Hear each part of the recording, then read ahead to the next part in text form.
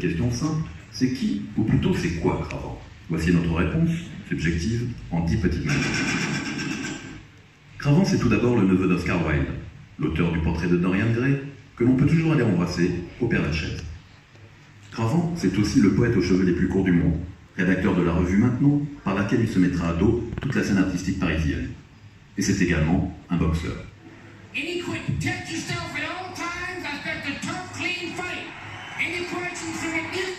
C'est un homme qui s'est déguisé en soldat pour ne pas être soldat, qui a dormi sous les ponts à New York, pris une rousse à Barcelone et disparu dans le golfe du Mexique avant d'avoir pu ouvrir le café-bar pour lequel il avait économisé. Cravant, c'est aussi, justement, un café-bar construit en 1911 par Hector Guimard, pape de l'Art Nouveau, à qui on doit entre autres le très organique Castelbéranger, ainsi que les stations du métropolitain.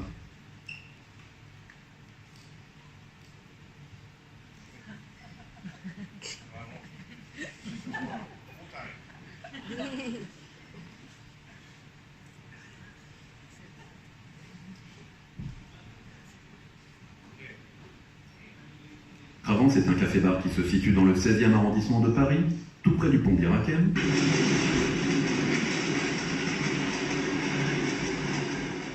À côté de la Statue de la Liberté. De toute façon, c'était le moment de quitter ce monde dégueulasse et pourri. Nous sortîmes de Paris par une voie unique.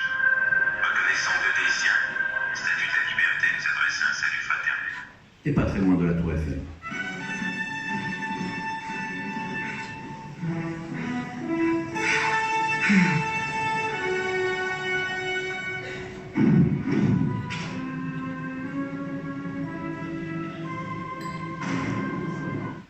Cravant, c'est ensuite une histoire, celle du café parisien et de l'âge d'or du cocktail, dans lequel il s'inscrit.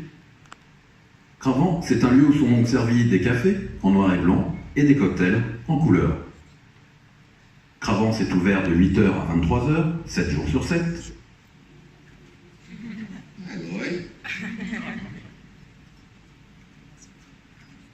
It's slow tonight, isn't it? Cravant, ce sont aussi des fleurs, dans des vases. Enfin, Cravant, c'est l'idée, l'envie d'une rencontre d'un autre type.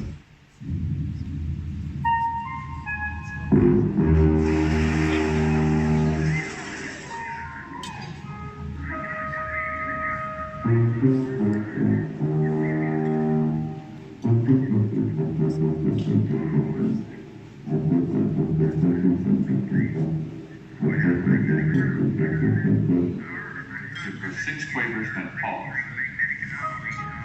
She sung 4 quavers, a group of 5 quavers, a group of 4 semi-quavers. Eh bien, merci pour cette vidéo. Bravo. La liste des premiers clients est impressionnante. De Mike Tyson à Marlon Brando, bravo. Oui. C'est formidable. Donc, vous ouvrez quand? Incessamment sous peu, dans les 15 jours qui viennent. Une dizaine de jours, vous espérez vite, ce sera ici. Voilà. Très bien. Franck Audoux, please, you tell us a bit more about who you are, because we don't know shit. Qui es-tu, Franck Audoux? On ne sait rien de toi. Est-ce que tu peux nous dire qui tu es? Voilà. D'où viens-tu? Alors, il y a très très longtemps, j'ai fait des études d'histoire de l'art. Ensuite, j'ai travaillé une dizaine d'années dans le milieu justement de l'art contemporain, d'assistanat d'artiste, ensuite dans une galerie, suivi de production, d'exposition, foire, etc. Ensuite, ensuite une autre dizaine d'années dans le milieu de la restauration. J'ai rejoint l'équipe du Châteaubriand et du Dauphin, qui sont des restaurants à Paris. On va aller lentement pour nos amis des traductions simultanées. Nous avons 2 traductrices interprètes, Zena et Ina, qui sont là-haut dans des cabines et qui traduisent pour vous. On les applaudit s'il vous plaît. Personne jamais les applaudit. Les filles, bravo. Est-ce que tu peux répéter maintenant 10 ans dans la restauration Chateaubriand et Dauphin avec le camarade Iñaki Aizpitarte? Voilà, canal historique. Vous avez fait un peu la révolution. Hein? Certains le disent. Oui, Chez les hipsters, entre autres. Vous avez fait la révolution. Avant ces 10 années-là, Galerie d'art. Oui. La tienne, pendant 7 ans. Une dizaine d'années également, Hein? au milieu de l'art. On va revenir, c'est bon. Ok. Et avant, mais c'était des études, parce que tu es jeune en fait. Oui, avant c'était des études. Oui. D'accord, très bien. Continue. Merci. Et donc, et ensuite, voilà, maintenant, aujourd'hui, Cravant, quoi. Et alors, mais Cravant, c'est quoi exactement? Parce que, c'est quoi le concept de Cravant? Alors, un concept, encore un, tu veux dire?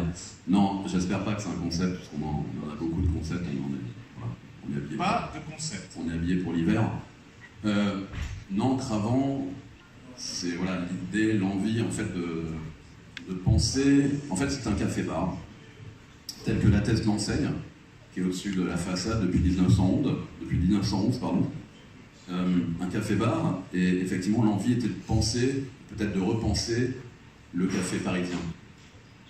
Donc, comme on l'a indiqué dans la vidéo, c'est ouvert toute la journée, proposition de café, proposition de cocktail, une proposition de snack, en fait, qui couvre aussi également toute la journée, French classique. Quand je dis penser ou repenser le café parisien, c'est qu'à un moment, il y a une petite madeleine, où il y a une ouverture de livre, qui est un livre que je viens de finir d'écrire, qui va sortir aux éditions Rizzoli, aux États-Unis, en anglaise. Et qui... Attends, bon, d'accord, parce que là il faut dire des choses à nos amis.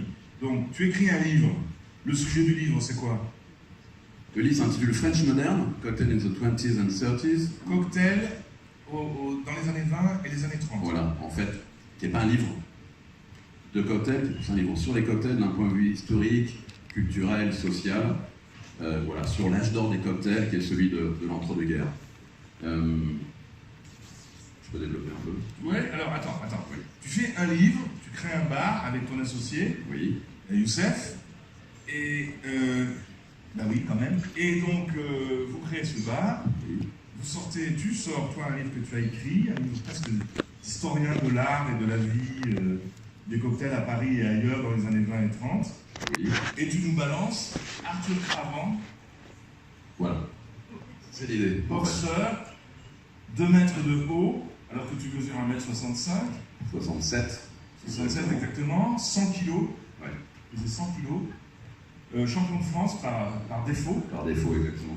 En fait, Cravant coïncide à cette période. Le café-bar qu'on a trouvé date de 1911, comme on le présentait, c'est Hector Guimard à l'Art Nouveau. Donc il y a une coïncidence de date qui est vraiment propice à ça.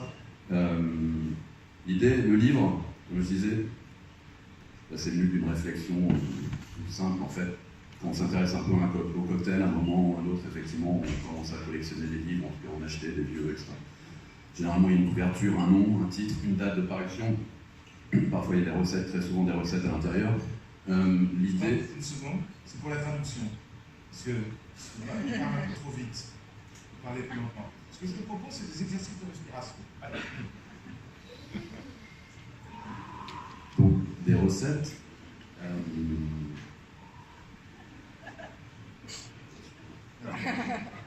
L'interaction. À partir de là, effectivement, l'idée c'est toujours, ces recettes sont toujours un peu perdues dans ces livres, on n'a pas trop d'infos. Donc l'idée en fait c'était de recontextualiser historiquement en fait ces livres de recettes, pourquoi, quelle année, etc. Bon, ça c'est un des débuts d'origine du livre. Ensuite c'est effectivement montrer pourquoi il y a eu cet âge d'or du cocktail à Paris, le entre-deux-guerres, qui était plus qu'un effet de mode, c'est vraiment un phénomène de société. Voilà. Et donc, Paris a été une capitale mondiale des cocktails. Exactement, oui. Voilà. Et donc, on revient quand même au sujet qui est celui de Cravant. Et donc, évidemment, dans ses recherches, etc., le café parisien est apparu comme une évidence. Parce qu'en fait, voilà, il n'y a pas de speakeasy, etc. à Paris. Et donc voilà, donc l'idée, aujourd'hui, avec Cravant, l'envie en tout cas, c'est de penser, de repenser, et repenser c'est l'envie de s'inscrire dans une histoire. Pas du tout d'un point de vue passéiste ou nostalgique, enfin de Napa Caro, etc. Pas de ça chez nous. Pas de ça chez nous, mais plutôt justement, juste s'inspirer du passé pour aller mieux de l'avant, évidemment. Et donc voilà, le café est devenu une évidence. C'est aussi une manière, pas peut-être, mais aussi une manière de réfléchir, en fait, à dépasser les modèles déjà existants, qui sont, pour aller très vite, celui du bar cocktail, celui du coffee shop, dépasser les limites, même tout simplement d'horaire, comment on fait pour boire un verre quand le bar cocktail s'ouvre, comment on fait... Alors, et c'est très important, Franck. Oui, surtout pour vous, monsieur. Nous sommes un certain nombre de clients à ne pas comprendre pour quelle raison, enfin, franchement, hein, c'est un truc absurde. On ne peut pas boire un cocktail à 8h30, 9h le matin. C'est absurde. Je donne l'exemple de l'espresso martini souvent. Oui. Ça, c'est la vraie boisson du réveil. Catmos, oui. Bien sûr. Et donc, c'est interdit quasiment. On n'en trouve pas. On est condamné au café avec la baguette pourrie et le beurre à peine étalé. Tout dur. Voilà, donc nous, Grâce à Cravant, il y aura de la baguette pourrie avec du beurre mal étalé, mais il y aura aussi un cocktail. il y aura un cocktail. Et par exemple, c'est quand même un cocktail comme celui-ci qu'on vient de Ah oui, là. nous apporter. Ça s'appelle. C'est assez représentatif de la carte de cocktail. Ça représente une carte très courte, très simple, en tout cas dans l'énoncé. Là, c'est un twist de Negroni. Voilà, donc Un twist de Negroni. Oui, c'est d'actualité. Donc, depuis ce matin, on parle beaucoup de Negroni. C'est une recette de la fin des années 20. C'est assez pertinent, puisqu'en fait, c'est ce bartender, lors d'un concours qui a lieu à l'Apollo, au théâtre de l'Apollo, lors de On Clichy. peut rephraser. Il y avait un concours de partenariat.